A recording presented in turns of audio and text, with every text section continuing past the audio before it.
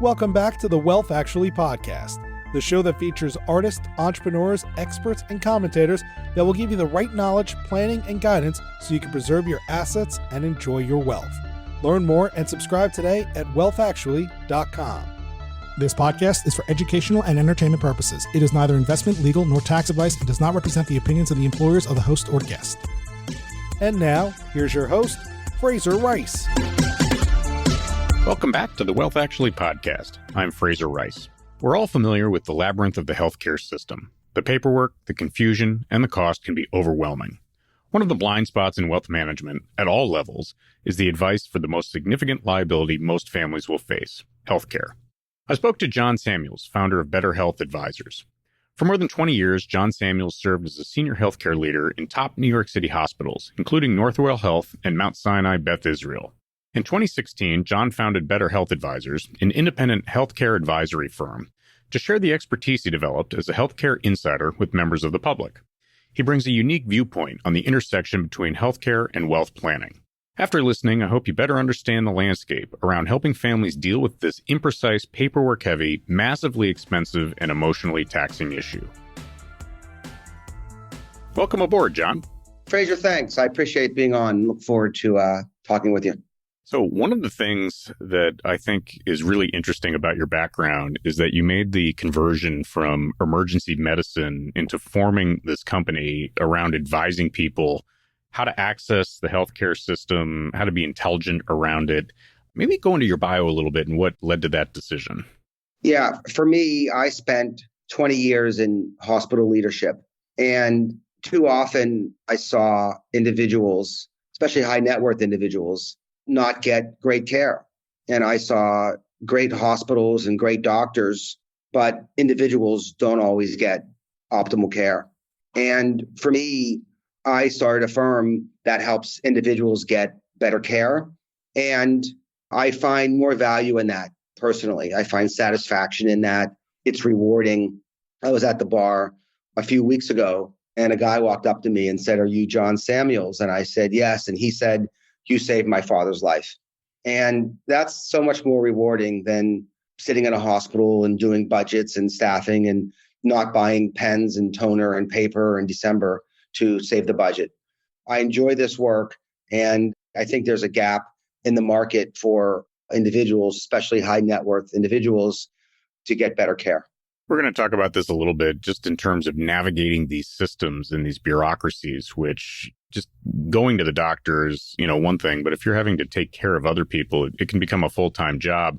We'll talk about that in a little bit. But one thing that I think is interesting, too, about the way you think about this is when you're dealing with advisors and people who are part of the advice team for high net worth people and getting them to think about their overall, let's call it wealth picture to include their health. Maybe you can go into that a little bit, because I think that's an interesting concept. And it's something that I think good advice alludes to, but doesn't necessarily address directly.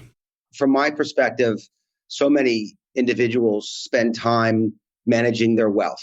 They put resources to that. They have wealth advisors, they have accountants, they spend numerous hours planning, and they're looking at insurances and all these things.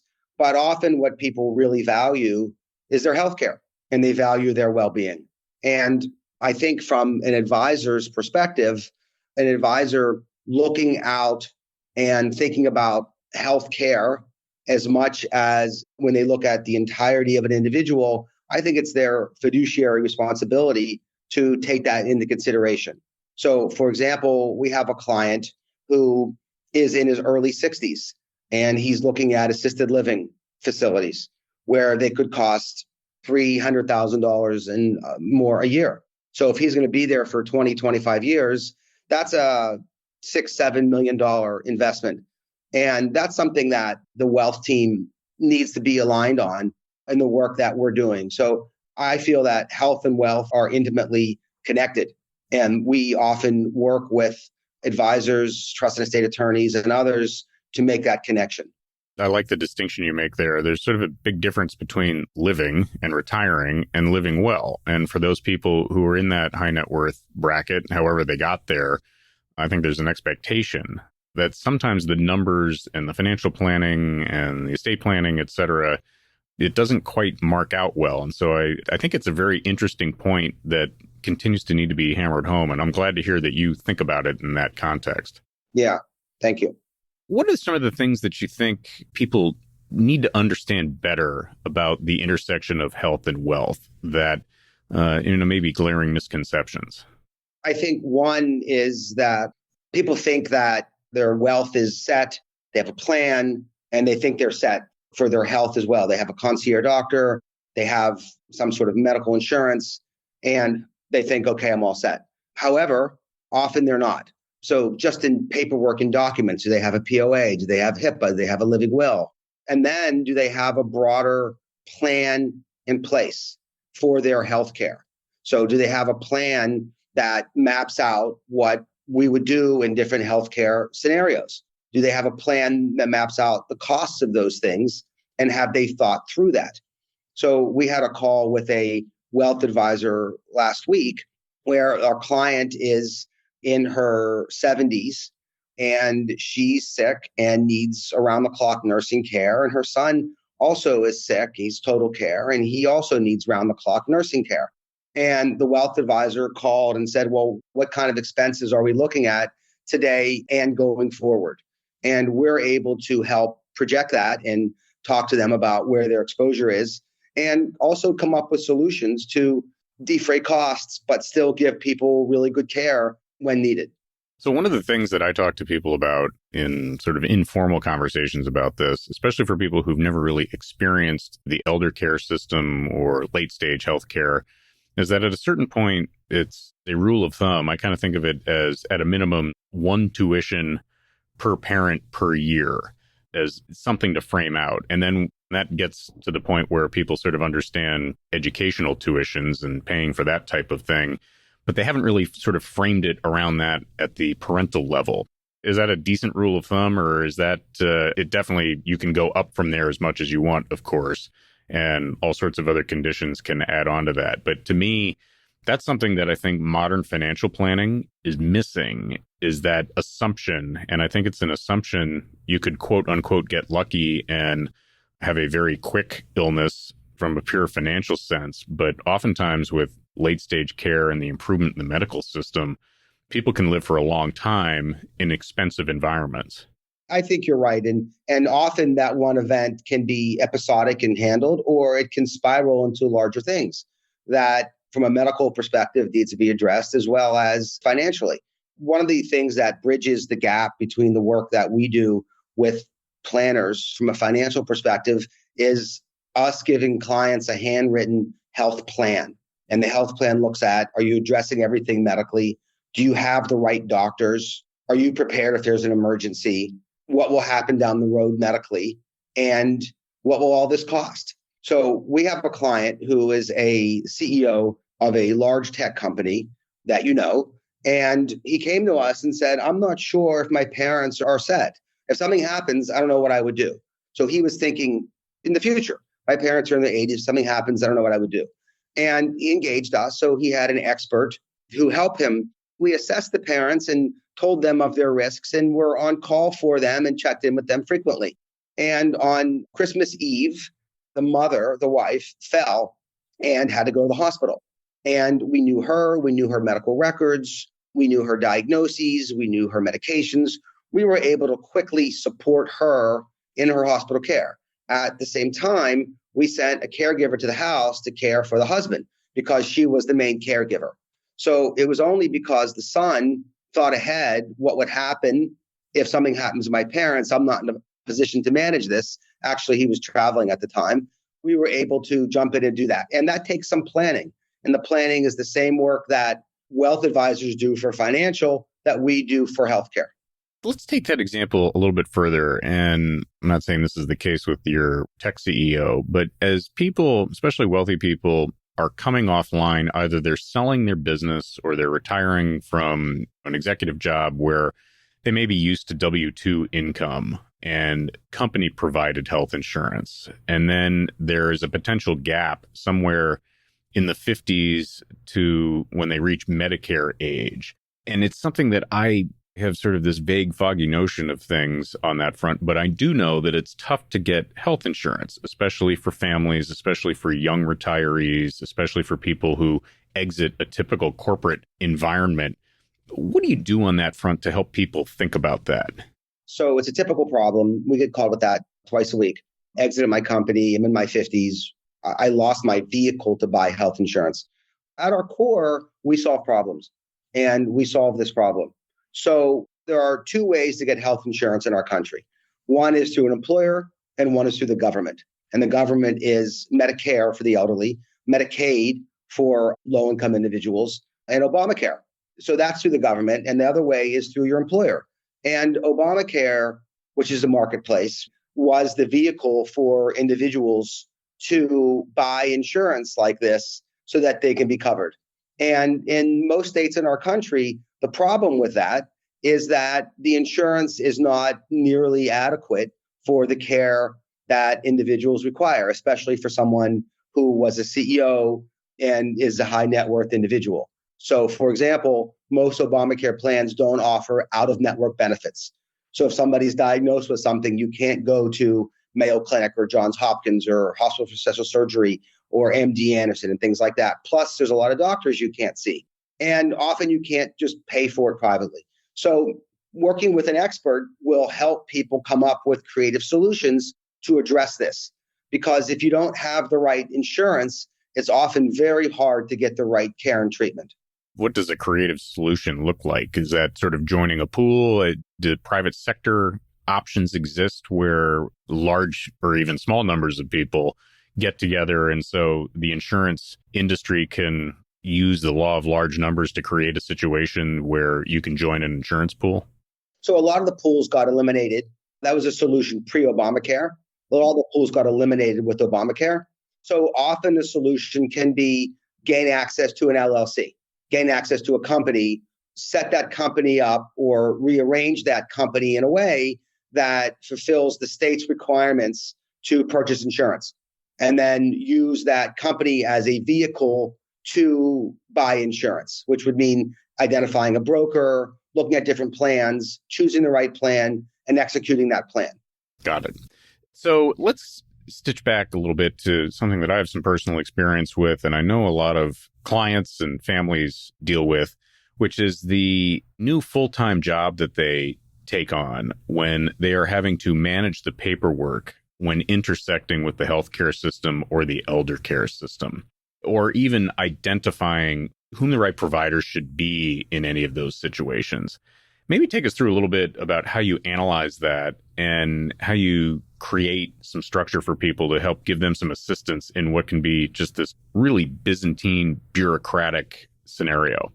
Yeah, well, it's incredibly confusing. And often the staff on my team have deep expertise in this space. So you're sitting down with someone on our team who's worked in healthcare and case management for 15, 20 years and are very familiar with hospital billing practices and with doctor's office practices. So part of it is understanding the treatment that was performed and matching that up to the care that was delivered.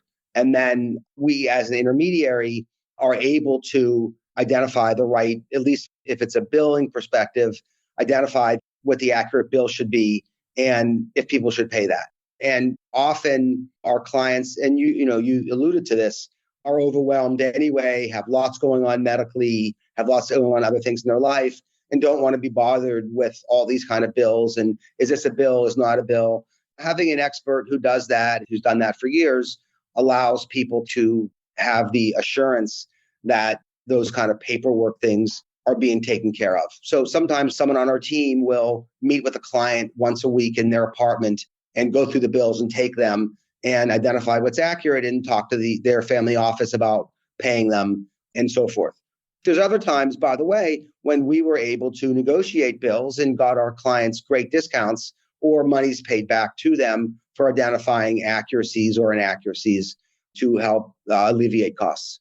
In terms of identifying the right tool for the job, whether it's the right elder care system, the right nursing home, or maybe if we go down age a little bit, maybe an addiction treatment facility, Oftentimes, let's say the addiction treatment facility issue, it's a problem that has been bubbling up for a while, but the family has little direct experience in that. They may have lots of options in terms of geography, but then there's sort of a set of names that pop up, but you don't even know whom they should talk to within those institutions. How do you help advise families to get smart about that fast so that they can certainly address the problem as quickly as possible, but then address it in the best way possible long term? So addiction treatment is incredibly complicated. The majority of patients with addiction problems also have mental health issues. So at the very least, there's two things happening, dual diagnosis, we call it, running concurrently. And then often individuals who suffer from addiction issues also suffer from physical health issues. And by the way, this is why it's important to look at somebody holistically, not just look at the one thing happening. We'll often get a call from a family office and they'll say, which of these facilities is the best one? And they'll name 5 or 6 of the top places according to US News and World Report or something. And from our perspective, one of the ways that we address that is to do really hands-on work, is to understand our client really well and know who they are. And once we get to know them, then we who do this full-time, it's all we do, we have a different list than they do and are able to break that down and then ask the right questions to different programs. So often families are Googling. And look, Google is not a second opinion. And I think people need to understand that. Google often shouldn't be the source of information for programming. We have a client who is overseas and she has an eating disorder as well as mental health. And she went to a eating disorder program that's considered a great place. And she had a terrible experience there. It wasn't the right fit for her. It was too strict for her. The mental health component wasn't strong enough. And that's one of the reasons why I started my company, because often great patients don't get great care at places, even if they're a great place. So we have found a different place for her, a place that matches what's happening with her better, with her philosophy on eating disorder and their strength around mental illness. And she's going to go there. By the way, while she's there, we're going to work with the team every week to make sure they're doing what they need to be doing and that they're armed with her previous medical history so she can get really good care. The term concierge medicine gets thrown around a lot, and I'm sure it's like the term family office or hedge fund. It means lots of different things to lots of different people. How do you think about it, either as an overlay to typical insurance or as a consultancy? How do we get our arms around that terminology? The majority of concierge medicine, which has started in Seattle and has boomed in the last several decades, the majority of concierge medicine is delivered through primary care. So often your primary care doctor would be a concierge doctor. And I'm very supportive of the concierge doctors. I think it's a great concept. And if a doctor is willing to give a client of mine more time and more availability and do further testing, that's a great thing. So it can be very helpful for certain patients, depending on what they're going through. Concierge medicine stops at what they're doing in front of the patient. And I believe patients need additional services. So staff on my team attend appointments with patients. Staff on my team interact directly with hospitals. Staff on my team look for specific programs when needed, like substance abuse or elderly care programs. Staff on my team set up care at home and all these add-ons to what concierge doesn't do. Often concierge can be a good solution for somebody who needs more fortified primary care, but it really stops at that. This question just popped up in my mind as I was walking back to trust and estate planning and things like that. But how do you interact with the documents? There's HIPAA issues and access to information, powers of attorney, the whole mishmash of documents that allow people to take care of other people if something pops up. Maybe the better way to put this is, how do you intersect with the, let's say, trust and estates lawyer or the personal lawyer to make sure that the right people are staffing the right roles for healthcare for people? To me, there's two questions there. One is sort of the HIPAA confidentiality. And for us, this is what we're used to. This is our bread and butter. All of our clients sign a HIPAA release, allowing us access to their medical information so that we can talk to the medical team, we can talk to others so that we can support their care. So when we engage with if our client who went to the hospital who fell, we had a HIPAA release that we shared with the hospital staff, indicating that they can talk to us. So the hospital staff knows that form, they're familiar with that, and we're able to talk to the medical team about that. For people outside the medical team, we have conversations with our clients about what they want us to share and what they don't want us to share. Do you want us to share your medical information with your wealth advisor in your family office? Do you want us to share the costs of things with them? Do you not want us to share that? So we have discussions with them, and they sign releases indicating to us who they want us to share information with and who not to. That's useful to know, because I think that for people who sort of dip their toe in the water, they see this huge raft of documents coming, they hear about privacy and so on. It's good to hear how that operates in practice.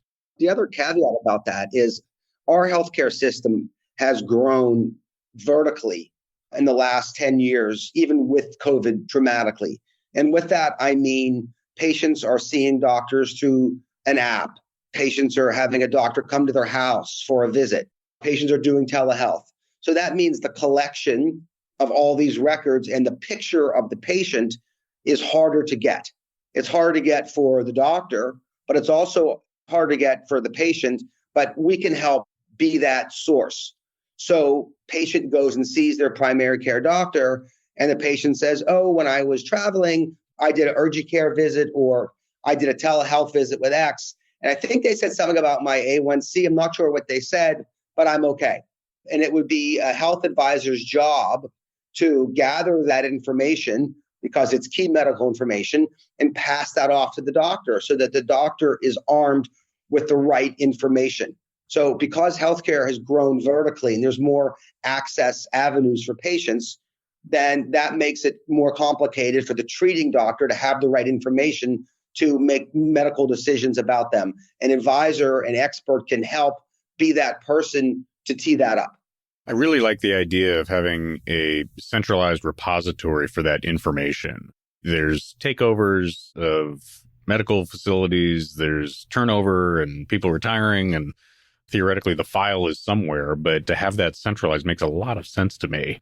We're going to wind down in a second here, but I have sort of this closing question that may be somewhat controversial, but the intersection between the healthcare planning, which we've talked about why it's important to be thinking of that in conjunction with overall financial care, and the financial services profession.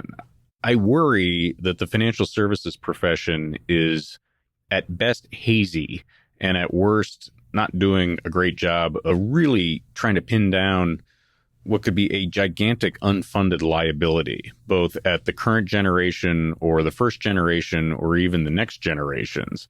What do you see as a good practice on that front? Is that really just financial advisors asking better questions, or is this a function of maybe having something a little more structured in their intake process or general advice? And where do they start and stop as far as being smart about this stuff? I think that financial advisors would be best to, first of all, get educated about how healthcare works and what exposures they could have. We have a client who was prescribed the medication that costs $9,000 a week, and she's 19. So for financial advisors to know there are risks out there and getting educated is helpful. Financial advisors, I think, should not be afraid to ask questions. You know, I heard about your wife getting diagnosed. I know your father is sick and looking at nursing homes. Should we have a conversation about the costs associated?